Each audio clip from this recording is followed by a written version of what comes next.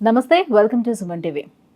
సాధారణంగా ఏదైనా చల్లని ప్రదేశాలకు వెళ్ళినప్పుడు, లేదంటే చల్లని పదార్థాలు తీసుకున్నప్పుడు, లేదంటే ఇలా చలికాలం, వర్షాకాలం ఇలాంటి సమయాల్లో కోల్డ్ చేయడం అనేది చూస్తూ ఉంటాం. అది సర్వసాధారణం. కానీ కొంతమందిలో చూస్తే మనకి నెలలో ఒక 15 రోజులు కోల్డ్ సమస్యతో బాధపడుతూ ఉంటారు. హెడ్‌ఏక్ సమస్యతోటి బాధపడుతూ ఉంటారు. ఇటువంటి సమస్యని సైనసైటిస్‌గా డాక్టర్స్ చెప్తూ ఉంటారు.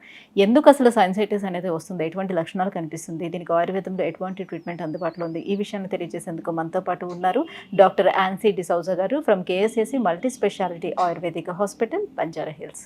Hello ma'am. Ma'am, so sinusitis ma'am. అవును. సో ఫస్ట్ ఆఫ్ ఆల్ వాళ్ళకి ఇది నార్మల్ కోల్డా లేకపోతే సైనసైటిసా? ఇది తెలుసుకోవడానికి ఎటువంటి సిమ్టమ్స్ అనేది వాళ్ళకి కనిపిస్తూ ఉంటాయి? ఇప్పుడు నార్మల్ కోల్డ్ ఉందనుకోండి, మామూలుగా 7 డేస్లో తగ్గిపోవాలి. సో అది వైరల్ ఉంటుంది. స్టార్ట్ చేసి కొంచెం జలుబులాగా ఉంటుంది. మన మెడిసిన్స్ వాడినా వాడకపోయినా కొంచెం ఆవిరి అవన్నీ పట్టేసుకుంటే 7 డేస్లో తగ్గిపోతుంది. కానీ అవి 7 డేస్లో తగ్గకుండా అది ఇంకా ఎక్స్టెండ్ అయిపోయింది అనుకోండి, బాగా హెవీనెస్, తల బరువుగా ఉండడము, ముక్కు మూసుకుపోయినట్టు ఉండడం, చీము కారడము, తలనొప్పి బాగా ఉండడము, ఇటువంటి సిమ్టమ్స్ ఉందనుకోండి, అది సైనసైటిస్ కింద దారి తీయవచ్చు. ఇప్పుడు మన సైనసైటిస్ కూడా ఏంటంటే మనకి acute sinusitis, chronic sinusitis, recurrent sinusitis అని రకరకాలుగా ఉంటుంది.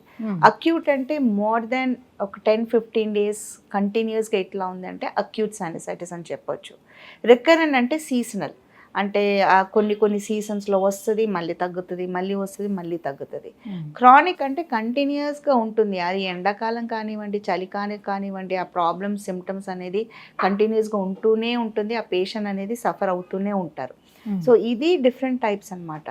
సో కొన్ని రోజులకు మనకి ఏం ప్రాబ్లం లేదు, మనం హెల్దీగా ఉన్నాం, సడన్గా కొంచెం జలుబు వచ్చేసింది, కొన్ని రోజులు అది తగ్గిపోయింది, లేకపోతే మన డాక్టర్ దగ్గరికి వెళ్ళాం, మెడిసిన్స్ తీసుకున్నాం, తగ్గిపోయిందంటే అది నార్మల్ కోల్డ్ కింద తీసుకోవచ్చు. అది ఎక్కువ రోజులు పోయిందంటే సైనసైటిస్. అండ్ నార్మల్ కోల్డ్ మనం సరిగ్గా ట్రీట్ చేసుకోకుండా దాన్ని నెగ్లెక్ట్ చేస్తే కూడా సైనసైటిస్ కింద కన్వర్ట్ అవ్వచ్చు. అంటే సాధారణంగా చాలా మంది సైనసైటిస్ ఉందంటే నరకంలాగా ఉంటుంది అసలు. కంప్లీట్గా అంటే ఇది కేవలం నోస్ మాత్రమే బ్లాక్ అయ్యి ఉంటుందా, అదే ఇబ్బంది పెడుతుందా, లేకపోతే టోటల్గా ఏదో వన్ సైడ్ మాత్రమే వస్తూ ఉంటుందా? పెయిన్ కానివ్వండి, ఇబ్బంది కానివ్వండి. ఇప్పుడు ఫస్ట్ ఇది అర్థం చేసుకోవాలంటే మనకి సైనసెస్ అంటే ఏంటో అది అర్థం చేసుకోవాలి. మన ఫేస్లో 4 రకాల సైనసెస్ ఉంటుంది. సో మ్యాక్సిలరీ, స్ఫినాయిడల్, ఎథ్మోయిడల్ అని మన ముక్కు మధ్యలో, ఫ్రాంటల్ అని పైన. సో మామూలుగా దీంట్లో ఏంటంటే ఒట్టి ఎయిరే ఉండాలి. మనం పుట్టినప్పుడు సైనస్ ఫామ్ అయినప్పుడు దాంట్లో ఏరే ఉండాలి. కానీ పొల్యూషన్ వల్ల కానీ, తరచుగా జలుబు రావడం వల్ల కానీ దాంట్లో ఎలర్జెన్ పార్టికల్స్ అని వెళ్తుంది. సో ఎలర్జెన్ పార్టికల్స్ వచ్చినప్పుడు మన బాడీని ఇరిటేట్ చేస్తుంది. అక్కడ ఉన్న ఒక సున్నితమైన లైనింగ్ ఉంటుంది అనమాట. సో అదేం చేస్తుంది, అది బయటికి తీయడానికి వాటర్ సెక్రేట్ చేస్తుంది. సో స్టార్టింగ్ స్టేజెస్లో ఇది వాటర్ మన గొంతులోంచి వెళ్ళిపోతే మనకు అసలు ఐడియా లేదు ఇటువంటి ప్రాబ్లం ఉందని. కానీ ఆ ఇరిటేషన్ చాలా సివియర్ అయిపోయి వాటర్ ఎక్కువ కలెక్షన్ అయినప్పుడు అది బ్యాక్టీరియా కానీ, ఫంగస్ కానీ, వైరస్ గ్రో అవ్వడానికి మంచి ఏరియా. సో అది గ్రో అయినప్పుడు ఏమవుతుంది, ఎక్కడికి వెళ్తుంది, ప్రెషర్ ఇంక్రీజ్ చేస్తుంది. సో ఏ సైనస్ ఎఫెక్ట్ అవుతుంది, ఏ ఏరియాలో ప్రెషర్ పడుతుంది, దాన్ని బట్టి మనకి సిమ్టమ్స్ ఉంటుంది. సపోజ్ ఫ్రంటల్ ఉందనుకోండి, మనకి ఫోర్ హెడ్లో పెయిన్, ఇక్కడ పెయిన్, బ్యాక్లో పెయిన్, అటువంటి పెయిన్ వచ్చే ఛాన్స్ ఎక్కువ ఉంటుంది. స్ఫినాయిడల్, ఎథ్మోయిడల్ అంటే ముక్కు బాగా మూసుకుపోవడం, కళ్ళ మధ్యలో పెయిన్, కళ్ళు గుడ్లు గుంచినట్టు అనిపించడము, అట్లా ఉంటుంది. మ్యాక్సిలరీలో కూడా కళ్ళ మీద ఎఫెక్ట్ పడుతుంది. కొంతమందికి పంటి నొప్పి అనుకుంటారు, వాళ్ళు డెంటిస్ట్ దగ్గరికి వెళ్తారు, చూస్తారు, కానీ అక్కడ ఏం ప్రాబ్లం లేదంటారు, కానీ పెయిన్ అయితే ఉంది. సో ఎందుకంటే ఆ సైనస్, ఆ టీత్ మధ్యలో ఒక థిన్ బోన్ ఉందన్నమాట. సో సైనసైటిస్ అక్కడ సివియర్ అయిపోతే బాగా విపరీతమైన పంటి నొప్పి వచ్చింది అనుకుంటారు. కొంతమందికి చెవులు, అక్కడ ఆ సైనస్ ఇన్ఫెక్షన్ వల్ల వాక్యూమ్ క్రియేట్ చేసుకొని చెవులు గీమని సౌండ్ రావడం, చెవులు మూసుకుపోయినట్టు అవ్వడము, అట్లా ఉంటుంది. సో కొంతమందికి అన్ని సైనస్ ఎఫెక్ట్ అవుతే ఈ సిమ్టమ్స్ అన్నీ రావచ్చు. ఒక్క సైడ్ ఎఫెక్ట్ అయినోనికి ఆ ఒక్క సైడ్లో ప్రాబ్లమ్స్ రావచ్చు. సో ఏ సైనసైటిక్ ఎఫెక్ట్ అవుతుంది, ఎన్ని ఎఫెక్ట్ అయిందో దాన్ని బట్టి సిమ్టమ్స్ ఉంటుంది. దీని మ్యూకస్లో కూడా ఏమైనా చేంజెస్ ఉంటాయా మ్యామ్? ఉంటుంది. ఇది నేను వాటర్ కలెక్షన్ అయిపోయి దాంట్లో ఇన్ఫెక్షన్ రావడం అన్నాను కదా, దాన్నే మనం మ్యూకస్ అంటాం, లేకపోతే కఫ అంటాం. సో దాంట్లో ఇన్ఫెక్షన్ వచ్చినప్పుడు అది చిక్కగా అవుతుంది కదా, చిక్కగా అయినప్పుడు మనం దాన్ని కఫం అంటాం. సో యాక్టివ్ ఇన్ఫెక్షన్ ఉందనుకోండి, మనకి బయటికి వచ్చేది గ్రీన్ కలర్ కానీ ఎల్లో కలర్లో కఫం బయటికి వస్తుంది. యాక్టివ్ ఇన్ఫెక్షన్ లేదనుకోండి వైట్గా వస్తుంది. సో క్రానిక్ సైనసైటిస్ ఉన్న వాళ్ళకి ఎప్పుడు అది బయటకు వస్తుంది, ఇద్దరు ముక్కు కారడం ద్వారా, లేదు అంటే వాళ్ళకి గొంతులో ఏదో ఇరుక్కుపోయినట్టు, దానికి మనం పోస్ట్ నేసల్ డ్రిప్ అంటాం. ఎప్పుడు ఏదో ఒకటి గొంతులో ఉంది, అది ఎప్పుడు గొంతు క్లియర్ చేసుకుంటూ ఉండాలి అని అనిపిస్తుంది. అండ్ ఆ క్లియర్ చేసినప్పుడల్లా కఫం బయటకు వస్తుంది అనమాట.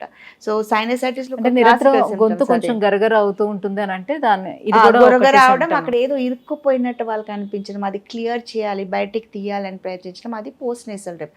ఆ సైనస్ థిక్గా ఉన్న కఫం అనేది వెనకాల గొంతులోకి దిగినప్పుడు మనకు ఆ సెన్సేషన్ అనేది వస్తుంది. సో జనరల్లీ అయితే ఇప్పుడు మనకి కోల్డ్ చేస్తే అది ఒకరి నుంచి ఇంకొకరికి ట్రాన్స్ఫర్ అవుతూ ఉంటుంది కదా, సైనసైటిస్ లో కూడా అలా ఉంటుంది. హై ఇన్ఫెక్షన్ ఉందనుకోండి, యాక్టివ్ ఇన్ఫెక్షన్, నేను చెప్పాను కదా గ్రీన్ కలర్ కఫం బయటకు వచ్చింది అనుకోండి, అది డెఫినెట్గా ఒకరి నుంచి ఒకరికి స్ప్రెడ్ అయ్యే ఛాన్స్ ఉంది.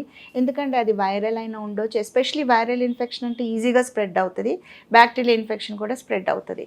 సో ఎందుకంటే అది యాక్టివ్ ఉంది కదా, ఆ కఫం మన చెప్పకూడదు కానీ మన ఇండియన్స్లో ప్రాపర్ హైజీన్ కొంచెం తక్కువ ఉంటుంది. మన రోడ్ల మీద నడిచి వెళ్తే కాకరించి అక్కడే ఉమ్మేస్తారు, ఆ కఫం, ఆ ఇన్ఫెక్టెడ్ కఫం అక్కడే ఉంటుంది, అదే మట్టిలో కలుస్తుంది. ఒకవేళ చెప్పులు లేకుండా నడిచామో లేకపోతే ఇవి ఆ వైరస్ స్ప్రెడ్ అయిందనుకో, అట్మాస్ఫియర్లో మిక్స్ అయిపోయి మనం పీల్చుకుంటే అది వస్తుంది.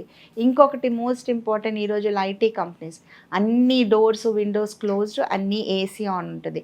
ఇదే ఎయిర్ బయటికి వెళ్తుంది, అదే ఎయిర్ మళ్ళీ తిరిగి వస్తుంది. సో ఒక్కరికి ఆఫీస్లో వచ్చింది అనుకోండి, మిగతా వాళ్ళు కూడా ఇన్ఫెక్షన్ వస్తుంది. స్కూల్లో పిల్లలు, వాళ్ళకి ప్రాపర్ హ్యాండ్ హైజీన్ కానీ చేతులు బాగా వాష్ చేసుకోవాలి. ఇట్లా ఏదైనా ఉన్నప్పుడు వాళ్ళు ఇంట్లో ఉంచకుండా స్కూల్కి పంపించి వాళ్ళ ముక్కులోంచి వచ్చింది పట్టుకొని అక్కడ ఇక్కడ టచ్ చేస్తారు కదా, అప్పుడు ఒక పిల్లల్ని ఇంకొకరికి స్ప్రెడ్ అవ్వడం, ఈజీగా స్ప్రెడ్ అయ్యే ఛాన్స్ ఉంటుంది. అండ్ ఒక్కసారి సైనసైటిస్ ఇన్ఫెక్షన్ అనేది ఉంటే బాడీ ఇమ్యూనిటీ కూడా లో ఉంటుంది.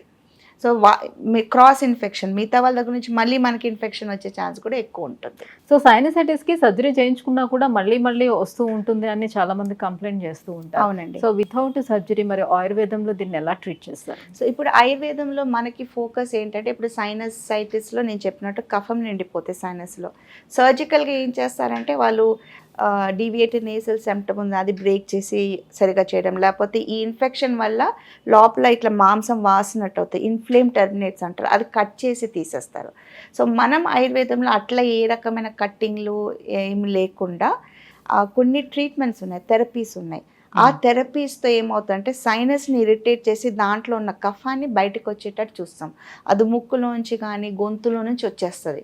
సో ఆ కఫం అనేది వచ్చేస్తూ ఉన్నప్పుడు ఏమవుతుందంటే ఇమ్యూనిటీ కూడా పెరగడానికి ఉన్న మెడిసిన్స్, ఇన్ఫెక్షన్ తగ్గడానికి ఉన్న మెడిసిన్స్, ఆ కఫం మొత్తానికి బయటకు వచ్చిన తర్వాత మ్యూకస్ లైనింగ్ హీల్ అవ్వడానికి ఉన్న మెడిసిన్స్, ఇది కంటిన్యూస్ ప్రాసెస్లో తీసుకుంటూ పోతే కంప్లీట్గా దీని నుంచి బయటకు వచ్చే ఛాన్స్ ఉంటుంది. అండ్ ఇది ఇన్ఫెక్షన్ కాబట్టి ఇప్పుడు ఒక 10 మందిలో వెళ్తే ఎవరికో ఒకరికి ఇన్ఫెక్షన్ ఉంటుంది.